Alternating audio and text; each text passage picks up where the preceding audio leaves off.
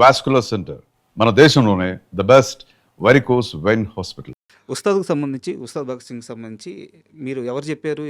ఎలా తెలిసింది? అడగకపోతే మీ నాకైతే సోర్సెస్ని అడగలండి. ఆ! సినిమాలో చాలా సీరియస్‌గా సంబంధించిన అంటే ఇప్పుడు ప్రెజెంట్ ట్రెండ్‌కి సంబంధించిన చాలా సీరియస్ పాయింట్ ఉంది. అది చాలా సీరియస్ సబ్జెక్ట్ కూడా.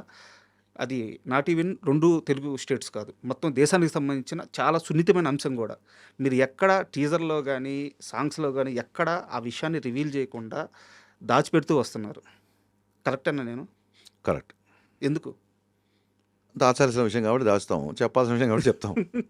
గరికపాటి గారు ఏమన్నారు, ఒక మంచి మాట మైక్లో చెప్పాలి, చెడ్డ మాట చెవిలో చెప్పాలన్నారు. హ్మ్. ఇది చెప్పేస్తే చెడు అయిపోద్ది, అంటే దాని ఆడియన్స్కి థ్రిల్ తీసేయడం అంటే అది అది కాబట్టి దాచాం. ఆ సున్నితమైన అంశం నాకు తెలుసు. డైరెక్ట్‌గా అడుగుతున్నాను. డైరెక్ట్‌గానే సమాధానం చెప్పండి. భయంగా ఉందా? ఎవరికి? మీకే. దేని గురించి? రిలీజ్ అయిన తర్వాత ఆ అంశాన్ని ఎలా తీసుకుంటారు అని చెప్పేసి. భయం ఉంటే అసలు రిలీజ్ వరకు ఎందుకు తీసుకొస్తాం? టెన్షన్ లేదా? సెన్సార్ కూడా అయిపోయినాక టెన్షన్ ఉంటుంది. అంతేనా? ఆ విషయంలో మాత్రం నాకు కొంచెం టెన్షన్‌గా ఉంది విన్నాక. బట్ మీ మీద నమ్మకం ఉంది.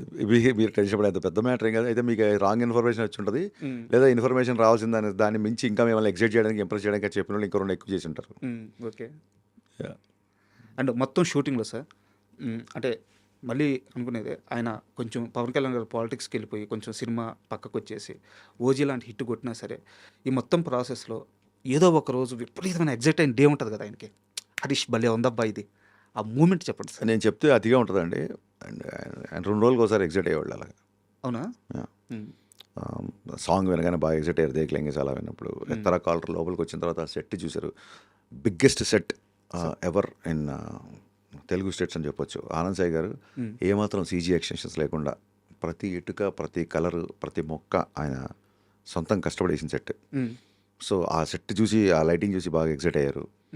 అండ్ రోజు ఒక ఫన్ డైలాగ్, ఒక సీరియస్ కాన్ఫ్లిక్ట్లో ఒక సెట్ అయ్యారు, ఒక మంచి సాంగ్, ఇంకోటి. మీరు చూస్తే మా మేకింగ్ వీడియోలు చూస్తే పవన్ కళ్యాణ్ నవ్వుతూనే ఉంటారు మా సెట్. అవును. So he's to enjoy lot. మా అంబియన్స్ ఆయన అంతా ఎంజాయ్ చేసేవాళ్ళు కాబట్టి ఒక్కరోజు కాదు, రోజుకు ఒకసారి ఎగ్జైట్ చేసాం ఆయన. మీకు పవన్ కళ్యాణ్ గారి విషయంలో ఎంత తీసుకున్నా, ఎంత చేసినా సంతృప్తి అనేది ఉండదు. ఏ సినిమాలో లేని డ్యాన్స్ మూమెంట్స్ మీ సినిమాలో ఉంటాయి. ఆయన యాక్చువల్గా గ్రూప్ డాన్సర్స్తో స్టెప్స్ వేయడానికి అంత పెద్దగా ఇష్టపడరు ఆయన. ఇప్పుడు ఈ సినిమాలో ఉస్తాద్లో తీసుకుంటే 500 మందితో ఒక సాంగ్, 1500 మందితో ఇంకో సాంగ్ ఉంది. హరీష్ శంకర్కి మాత్రమే ఇది సాధ్యం అవుద్దా? హరీష్ శంకర్ చెప్తేనే పవన్ కళ్యాణ్ గారు చేస్తారా? ఏం జరుగుతుంది అసలు? అది దాన్ని ఏమంటారు, చాలామంది అడుగుతుంటారు. అది ఆయన మీద చూపిస్తున్న దయ, జాలి, కరుణ. హరీష్ శంకర్ హరీష్ నన్ను ఇలా చూస్తున్నాడు, అలా ఎప్పటి నుంచో దాని గురించి పాపం అలా కూర్చొని ఉన్నాడు.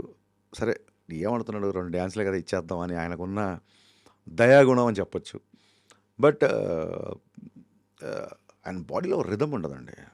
బాడీలో ఒక అద్భుతమైన రిథమ్ ఉండదు. Basic is a music lover. పాత పాటలు మీరు చెప్తే నమ్మరు.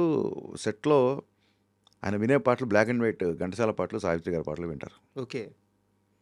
అలా అని చెప్పి మోడర్న్ థింగ్స్ తెలియని కాదు. అసలు English songs, Hindi songs start చేసింది ఆయన సినిమాలో. ఆ ట్రెండే అయింది కదా. మ్యూజిక్ మీద ఆయనకున్న లవ్ అనొచ్చా, నాలెడ్జ్ అనొచ్చా, అది అనంతం. అందుకే నేను ఆయన దగ్గర ఒక ట్యూన్ తీసుకెళ్ళేటప్పుడు ఇది ఓకే అవుద్దా అని టెన్షన్ నాకు ఉండదు. ఎందుకంటే సహజంగా నాకు మ్యూజిక్ అంటే ఒక టేస్ట్ ఉంటుంది. నాకు ఒక పాట నచ్చింది ఖచ్చితంగా ఆయనకు నచ్చుతుంది. ఆయనకి 2 సినిమాలు చేసి ఇప్పుడు 9 పాటల్లో, గబ్బర్ సింగ్లో 5, ఇందులో 4 పాటల్లో ఏ ట్యూన్ ఆయన రిజెక్ట్ చేయలేదు ఇప్పటివరకు. మన అన్ని బ్లాక్ బస్టర్ సాంగ్స్ ఏమవి. సో ఆ రిథమ్ని ట్యాప్ చేయాలి అనే సంకల్పం నాకు చాలా గట్టిగా ఉంటుంది. సో ఆయన ఒక స్టెప్ చేయగానే ఆనంద్ సాయి గారు వచ్చి, వాళ్ళిద్దరు చాలా సన్నిహితులు, ఎన్ని రోజులైంది నువ్వు డ్యాన్స్ చేసి అని అన్నారు. అంటే నేను చేయడం కదా, అతను మేనిఫెస్ట్ చేసాడు ఆల్రెడీ. నీతో సెట్ వేయించాడు, ఇతను డ్యాన్స్ చేస్తున్నాడు, ఆయన ఊహించేసుకున్నాడు ఆల్రెడీ. హరీష్ మేనిఫెస్టేషన్ తాలూకు ఎనర్జీ ఇది అని చాలా తేలిగ్గా ఆయన కష్టాన్ని కూడా నా అకౌంట్లో ఇచ్చాడు ఆయన. సో దానికి ఆయనకి జన్మతః రుణపడి ఉంటాను నేను. అండ్ మీరు ఒకసారి మాట్లాడుతూ ఈ ప్రమోషన్స్లో మాట్లాడుతూ, మాకు గబ్బర్ సింగ్ ముందు పవన్ కళ్యాణ్ గారికి సరైన, అంటే దాని ముందు సరైన హిట్ లేదు, కొన్ని సినిమాలు డిసప్పాయింట్ చేశాను.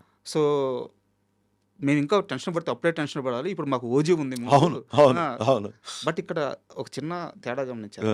అప్పుడు ఆకలితో ఉన్నారు, ఏం దొరికినా ఏం దొరికినా wait wait wait please please wait ఆకలితో ఉన్నాడు ఏం దొరికినా తినండి. Please please wait. కడుపుతో ఆకలితో ఉన్నోడికి ఏం దొరికినా ముందు ఆకలి తీరాలి తింటాడు. కానీ మీరు అద్భుతమైన వంట ఇచ్చేశారు గబ్బర్ సింగ్. ఇప్పుడు అందరికీ ఓజీతో కడుపు నిండిపోయి ఉంది. అవును మ్మ్. అవును. ఇది మీకు హరీష్ శంకర్కి ఛాలెంజే కదా. ఎందుకండి ఏ రకంగా? ఓజీ కంపారిజన్ రాదు. ఇప్పుడు నేను కూడా ఒక గ్యాంగ్స్టర్ సినిమా తీస్తాను అనుకోండి, మ్మ్. నేను కూడా ఒక సీరియస్ ఇంటెన్స్ క్యారెక్టర్ తీస్తాను అనుకోండి, మ్మ్. అప్పుడు నాకు ఛాలెంజ్ మ్మ్. ఒకటే జోన్ ఉన్నప్పుడు. మ్మ్. సెప్టెంబర్లో అలా కనుక ఒక సినిమా మనకి ఛాలెంజింగ్ అనుకుంటే, సెప్టెంబర్లో వచ్చిన ఉజీ కంటే సేమ్ డే రిలీజ్ అవుతున్న దురంధర్ ఛాలెంజ్ అవ్వాలిగా.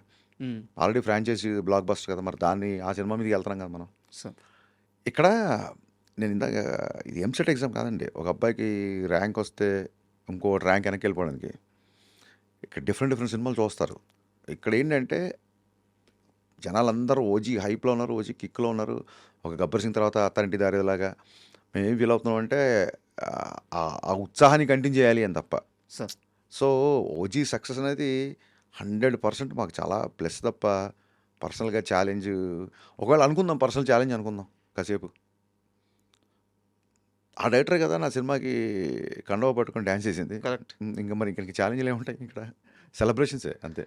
తన సినిమా నేను సెలబ్రేట్ చేస్తాను, నా సినిమా సెలబ్రేట్ చేసుకుంటాను. ఛాలెంజ్ అనేవాడు హరీష్ శంకర్ కాబట్టి అడగగలిగాను.